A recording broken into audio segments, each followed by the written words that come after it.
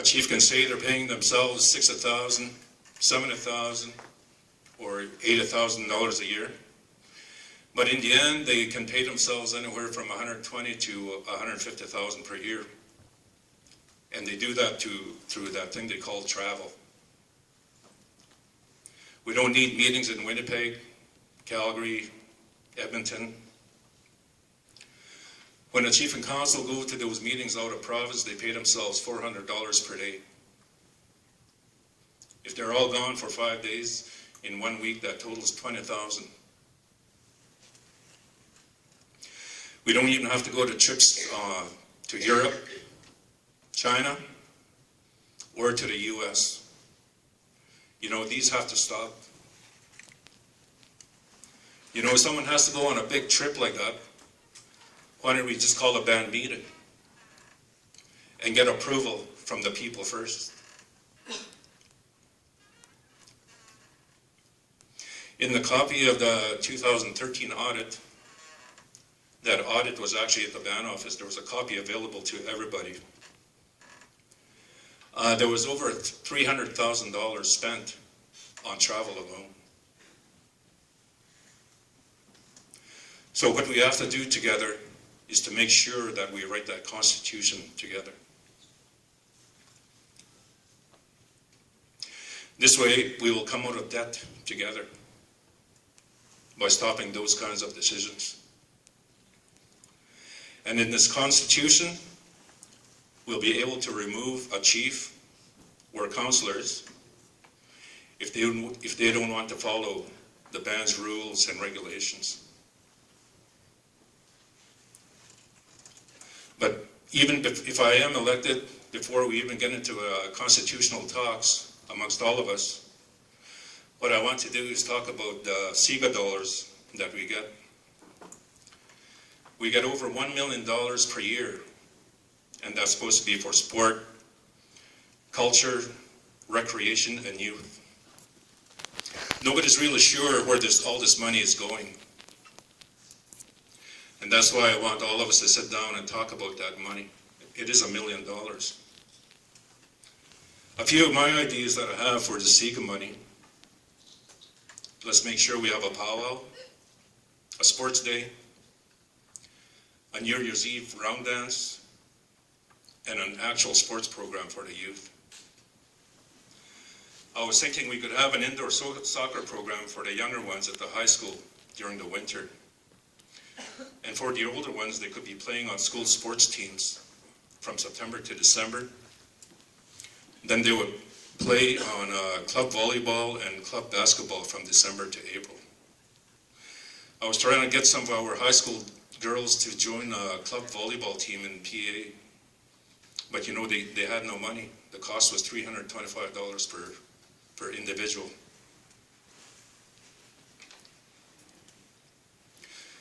Let's make that money available for the young people. You know, these teams, they could go traveling from tournament to tournament. In fact, I know there's a few young people from our reserve that do that already. And for each team, it only costs about $10,000 to go to all these volleyball tournaments or all these basketball tournaments. That's really not much. And what about the young people that live in the cities? A lot of people can't afford sports for their children in the cities. It costs a lot of money for them. We should make that money available to them. Because, you know, these young people, they're included in that calculation for SIGA. And that's how we have to invest in the young people. Well, I'm talking about the youth. There are many young people that don't go to school for whatever reason. We need an education program for these young people. We can teach them reading, writing, and math in the mornings. In the afternoons, they could be on job placements, cultural activities, hunting, whatever way we want to help them. But it is our duty to provide something for them. And you know, with these programs, we'll need more vans. And with these vans, we can even provide support for the single parents by picking up their children for these programs. Right now, there's little or no help for single parent homes. This would really help single parents from the stresses of life and raising children on their own. And I commend all the single parents that are able to single-handedly raise their children. You know, for hiring of jobs, we have to set up a selection committee. 1 minute there, Brent. Made up of band members. This will stop the practice of chief and council hiring their friends and relatives. This should include contracts for band members. This way there's fair competition for all job openings. Talking about the healing lodge, we can get the elders to rotate on a 2-week basis. You know, elders get $3,000 every 2 weeks for being an elder there.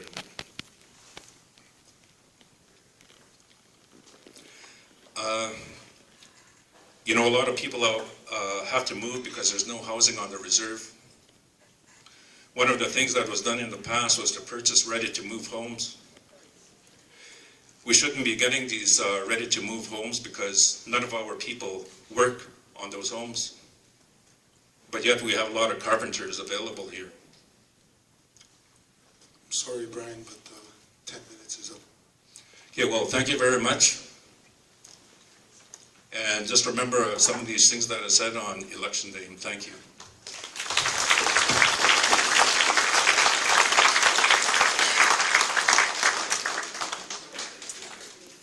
Next we'll hear from Shiela, Sullivan.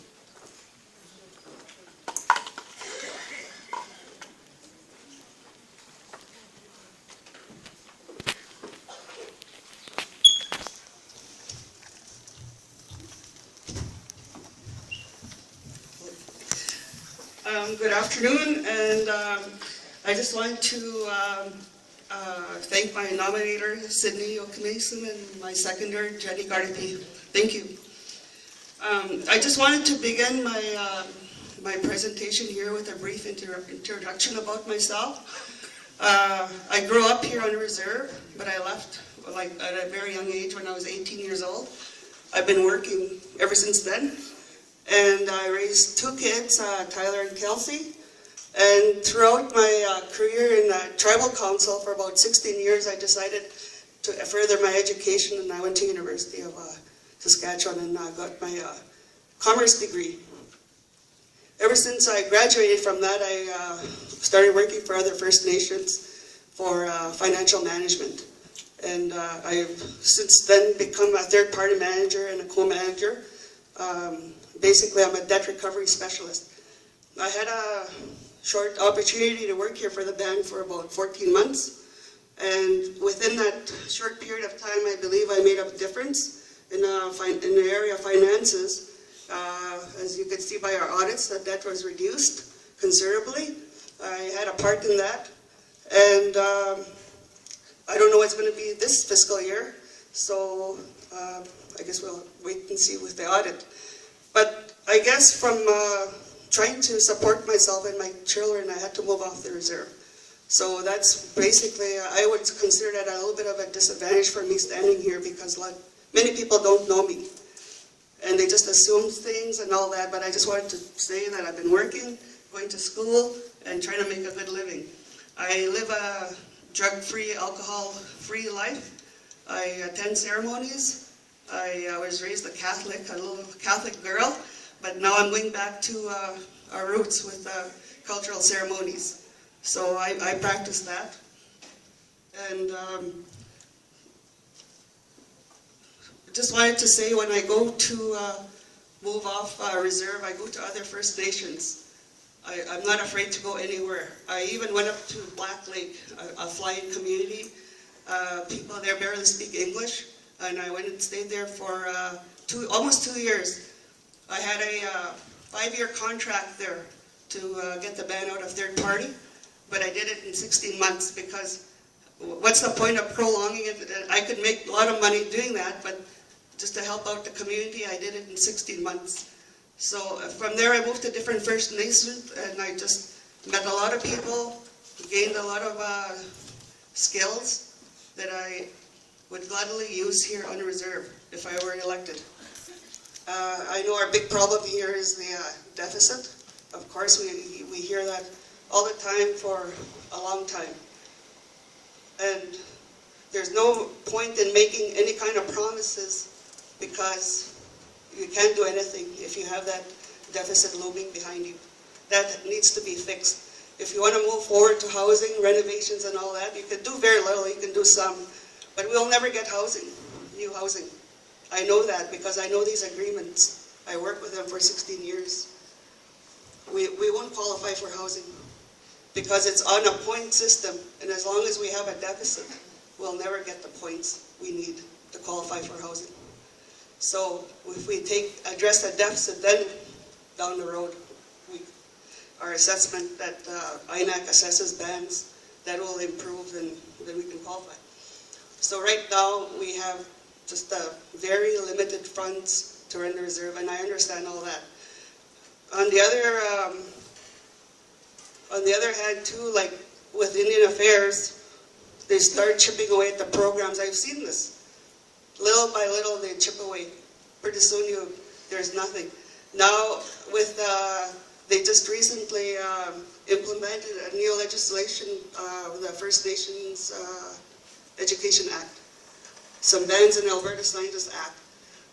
This gives the federal government a power to regulate the education system on the reserves. So, of course, with their tactics, they're giving these reserves it was in the news, they're giving these reserves lots of money. So, of course, other reserves will buy into it. Eventually, there will be no Indian control of Indian education. This is the tactic of the federal government. And they continue to do this with all our other treaties. You know, you go to the health, all of a sudden something's not covered, you know. Then next year it's something else.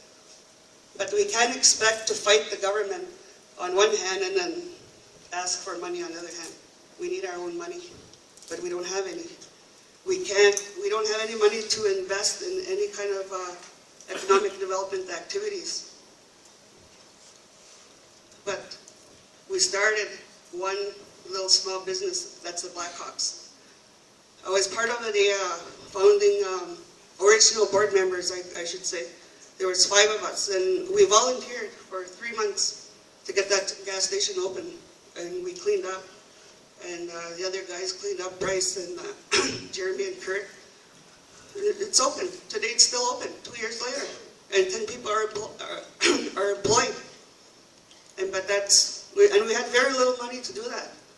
But what I'm trying to say is it's still open. We have to start small since we don't really have any experience with community economic development businesses. Yes, we have BHP, but that's many years down the road. And yes, somebody said before me that we need partnerships with businesses. And that's how we have to get moving, is with business partners. We have to get people to believe in us. And we have smart people here on reserve that could take us, move us forward. And that's our only option. That's the way I see it. I just wanted to talk briefly too,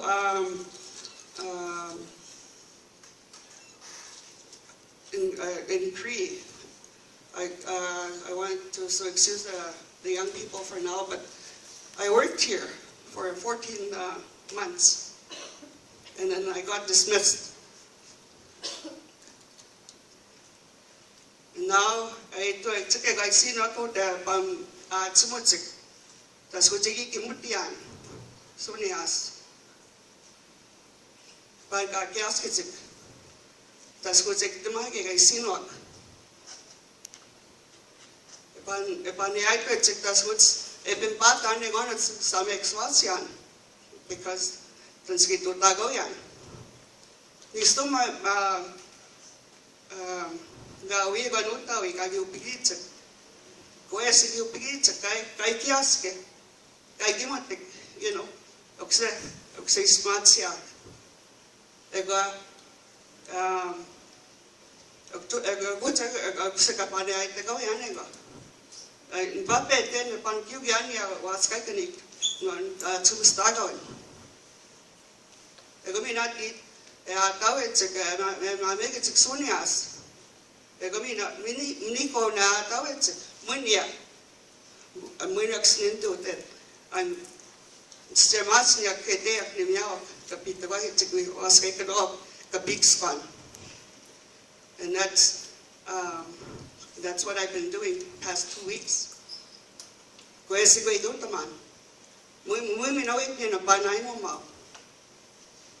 trying to get in as a chief on my own merit, not to put other people down.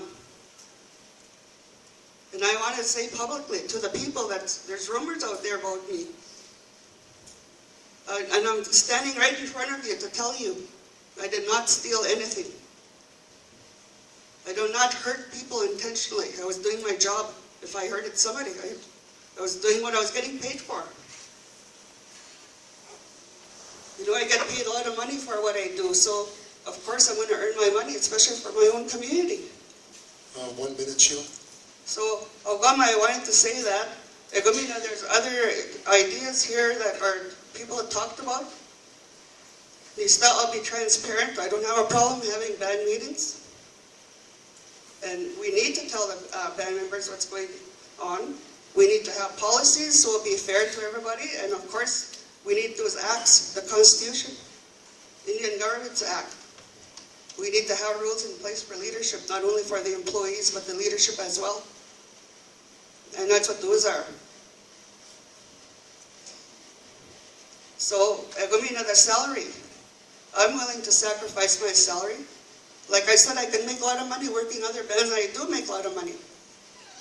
And I don't know what the salary was before, but I don't have a problem going back to that. That's a big sacrifice I'm willing to make for the community. Because I care for this community. I'm from here. That's 10 minutes there, Shiela. Okay. I just want to say thank you. All right. Well, thank you, and ask for your support on March 21st.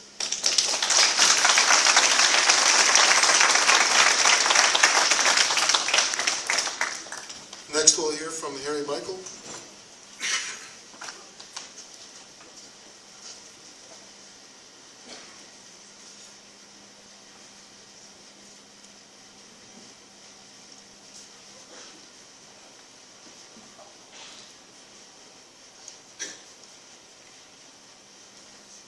You know, people, I've been back. This was your ice. First time, when I moved back, I established the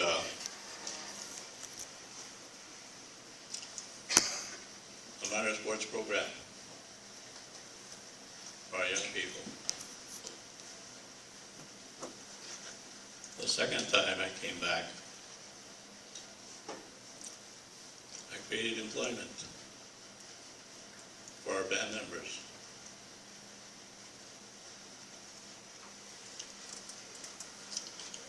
I also changed the system. You know, changing the system is really about changing the way we think, changing attitudes.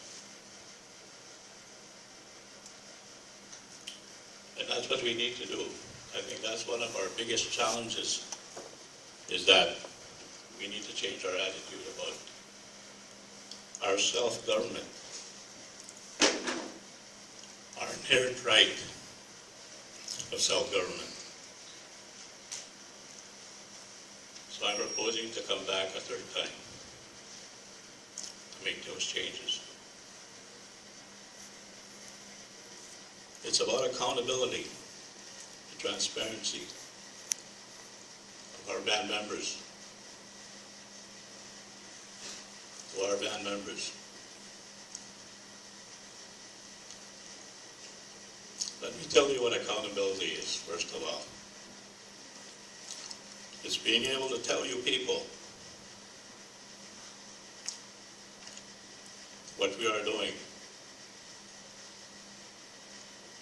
that we responsible for each other, for our families. So what is transparency? We've had people talk about transparency today. Well, there are 4 elements of transparency. One is access to information. We need an Access of Information Act in our community, and we need somebody, an officer that's in charge of that Access of Information Act. Secondly, there's choice. Thirdly, there's representation. And the fourth is a voice of ordinary people like you. When we established the Littlepine Healing Lodge, we followed that process. There was access to information. We had public meetings, town hall meetings, where questions were asked and responded, and we answered every one of them. People had the right to choose. They can either accept or reject it. There was representation at every level. The steering committee, the senior management committee, at every level. Even now, there's representation at the senior management level there and at all levels of the staffing. And there's also a committee right now in place. So when I said I have been instrumental in making changes, you know, you try and change the thinking of people in the penitentiary system, in these jails, because they see us as the stereotype type of Indian. It wasn't easy, but I was instrumental in creating 2 healing facilities, one in Okemasis and the one here, which I spearheaded and made it happen.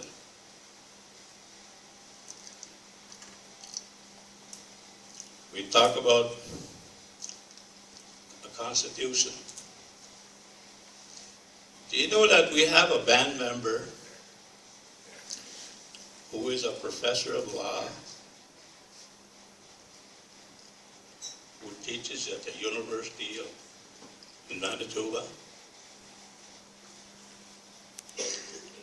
who can come and help us write a constitution, and there's no of the acts that we need, some of the policies. I'll tell you who he is. Some of you might remember my sister, Beardy. Well, her son, Michael Milward, is that band member. We can bring him back, and he can be our guide to help us in making this happen. So what I'm saying,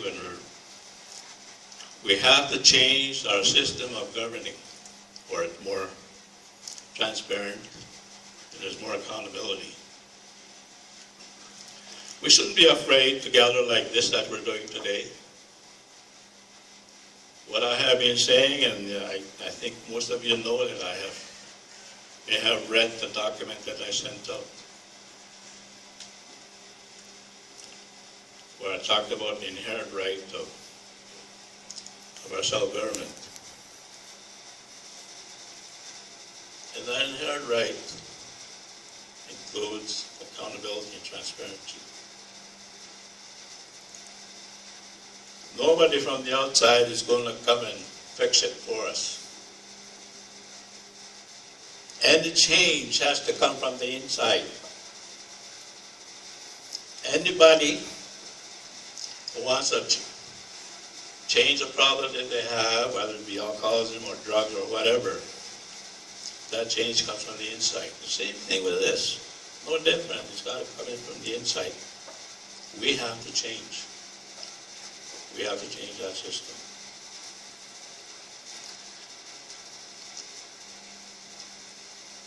You know, we talked about economic development. Well, just because there's no money, there's no excuse for us not to have an economic action plan.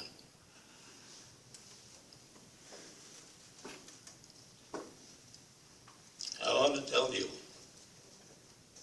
I created that $10 million healing center. It was my proposal and operational plan that made it happen.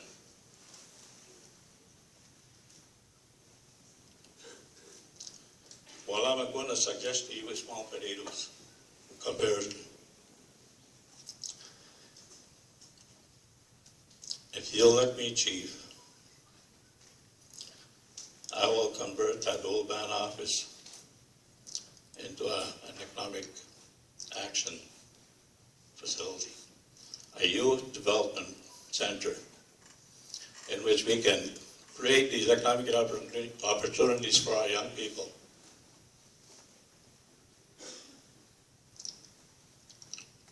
I can do it. If there's no money there, we can go find it.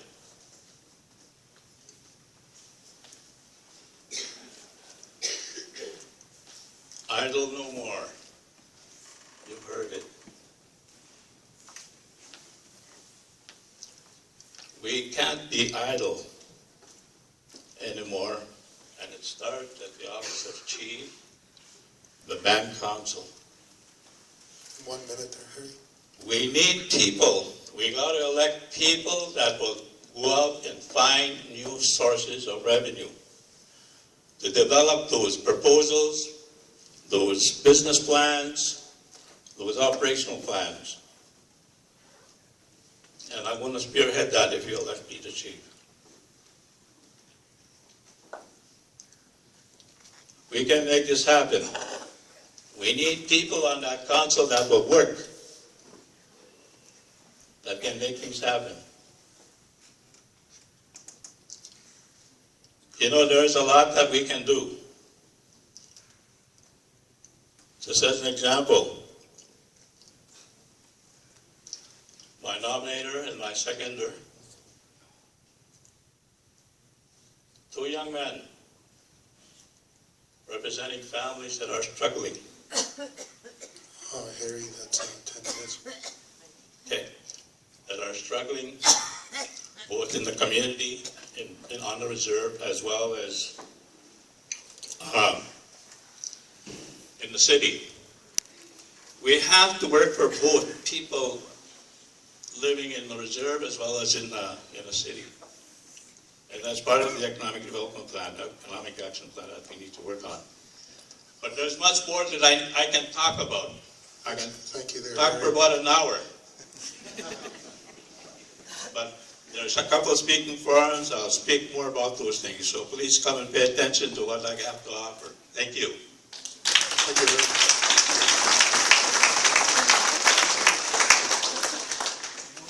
Next, we'll hear from Ree Kemp.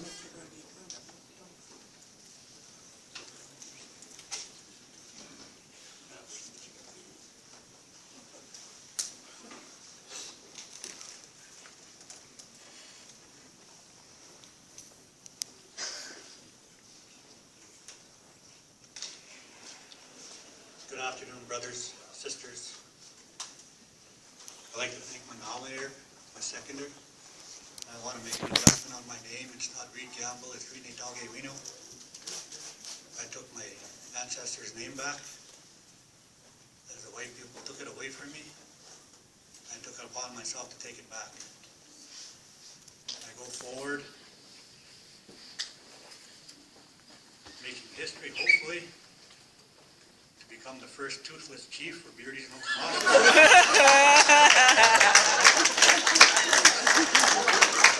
I had to break the ice there. I was kind of nervous.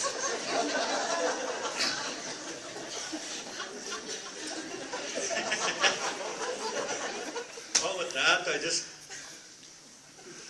been listening to to these speeches from these candidates here, it's been like fulfilling. And to be honest with you, it's all good in every way, but not once have I heard anybody mention the family here. We all carry different last names, but the same blood that runs through my veins runs through everyone here. The Beardy's and Okemasis bloodline. If I'm elected chief, I am gonna put it foremost is to unite us as one family. That hasn't been done. I see different groups, supporters.